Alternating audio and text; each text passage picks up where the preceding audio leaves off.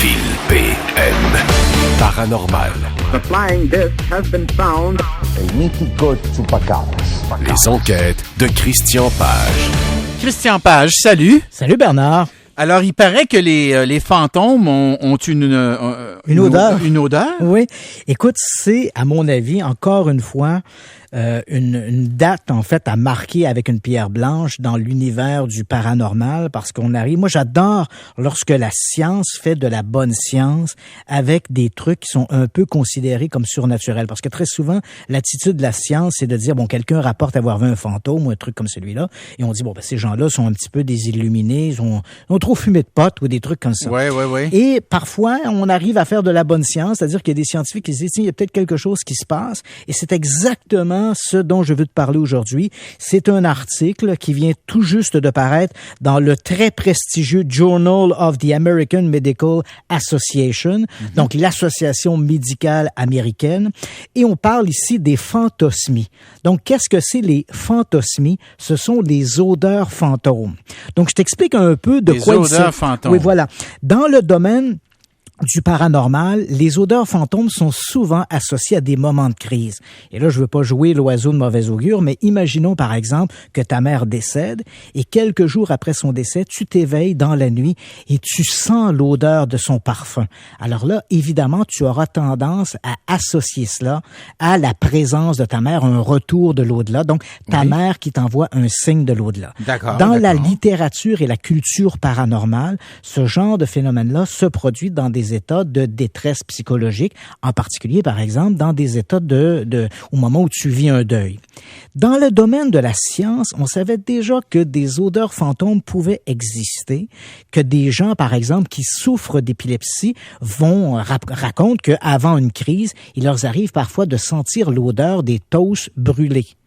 Tu peux répéter ça, là? Oui, il y a des gens qui souffrent, d'épilepsie, parfois, avant une crise, vont sentir une odeur de toast brûlée. Okay. Parce qu'il faut comprendre ici comment fonctionnent aussi les odeurs, hein. Donc, l'odeur va titiller un peu tes capteurs olfactifs dans ton nez, va envoyer un message à ton cerveau, que ton cerveau va décoder en disant ceci est une odeur de citron ou une odeur de fraise. Mais l'odeur, en réalité, elle est dans ton cerveau, tu comprends? Elle est décantée à partir d'une série de stimuli qui vient de tes capteurs olfactifs.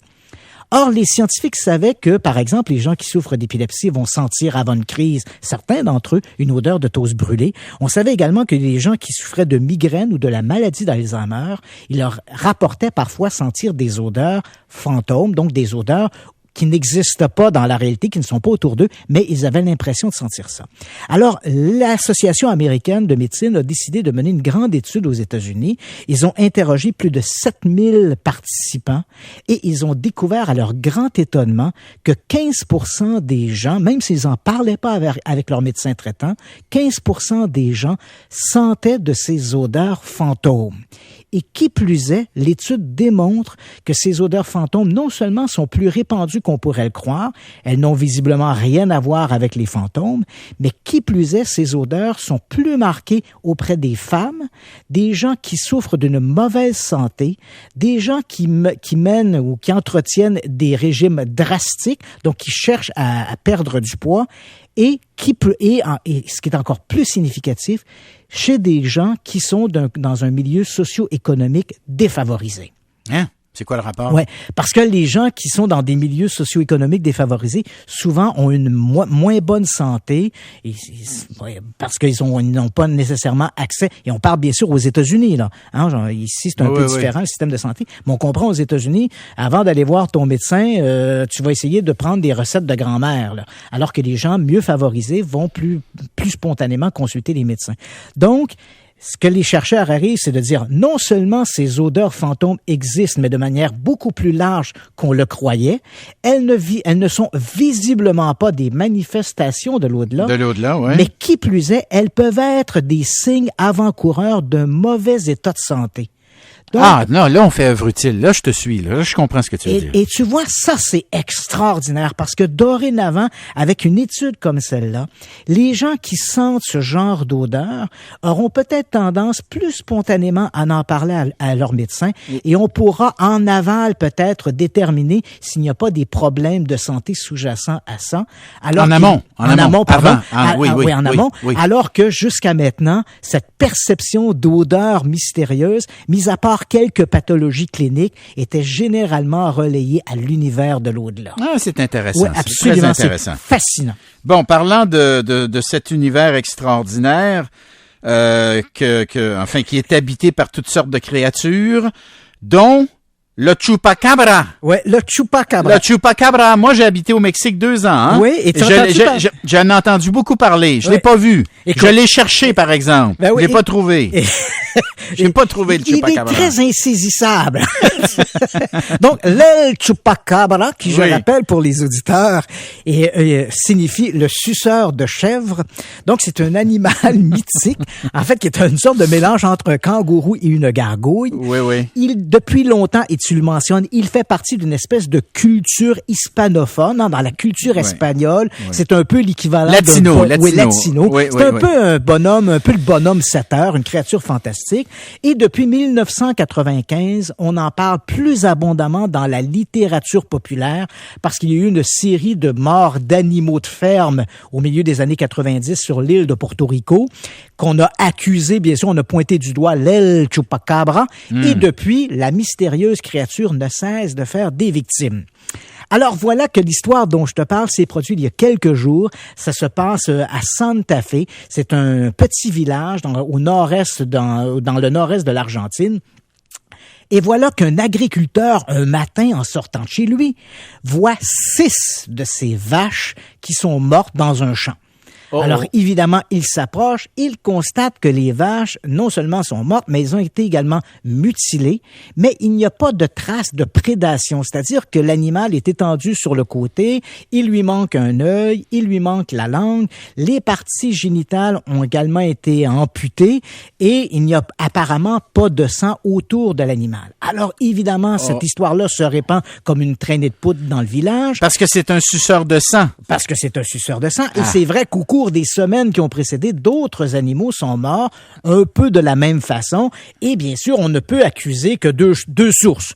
Ou ce sont les extraterrestres. Ça me fait penser qu'il y a un physicien qui avait écrit un bouquin sur les extraterrestres qu'il avait intitulé « If in doubt, blame the alien ». Donc, si tu doutes, accuse les extraterrestres. C'est exactement ce qui se passe ici. Donc, on est dans le doute, on accuse les extraterrestres ou bien sûr, le mythico El Chupacabra. C'est sûr. Évidemment, on a contacté les autorités locales pour les informer de ces morts et d'après les scientifiques, tout ça n'aurait rien à voir avec quelque chose de mystique ou de mystérieux. Tu me surprends. En fait, les biologues... Tu m'étonnes, Bernard! Oui, c'est ça. Tu m'étonnes! Donc, les biologistes, eux, soutiennent que les animaux sont morts de leur belle mort, ce qui arrive finalement de manière assez soutenue en cette période de l'année, souvent par déshydratation, par des épidémies qui touchent les bovidés. Donc, les bêtes seraient mortes de leur belle mort. Il faut quand même savoir que les agriculteurs ne vont pas dans leur champ tous les jours. Donc, la vache ou le bœuf en question peut être mort depuis quelques jours avant qu'on découvre sa carcasse. Oui, mais l'ablation, là. Voilà, les ablations. Les yeux, la langue, les organes génitaux. Ça semble mystérieux, mais d'après les biologistes, le responsable, ce serait, et là, excuse-moi pour ma prononciation espagnole, ce serait l'ossicudo. Et qu'est-ce que l'ossicudo? Je le vois déjà sur ton visage. Le questionnement. C'est un petit prédateur. En fait, c'est un petit animal charognard qui ressemble à un rat ou à un mulot. Et d'après les biologistes, une fois l'animal au sol, parce que l'animal est mort, il est tombé, ces petits animaux, ces charognards, vont s'introduire dans la bête par les voies naturelles, l'anus, les organes génitaux, par la bouche, et vont s'attaquer aux chairs molles.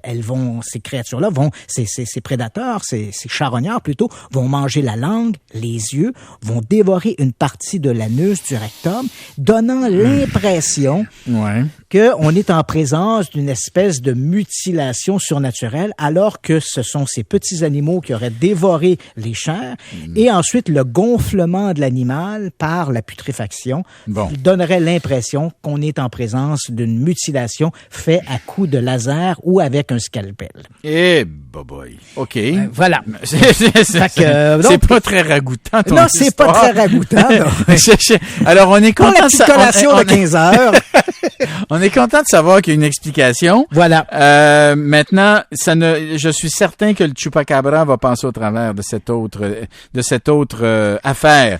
Expliquée scientifiquement. Il a la vie dure, le Chupacabra. Il a la qualité de rebondir, mais comme c'est un animal qui ressemble un peu à un kangourou, écoute, ça n'est pas les rebondissements qui lui font peur. Très bien.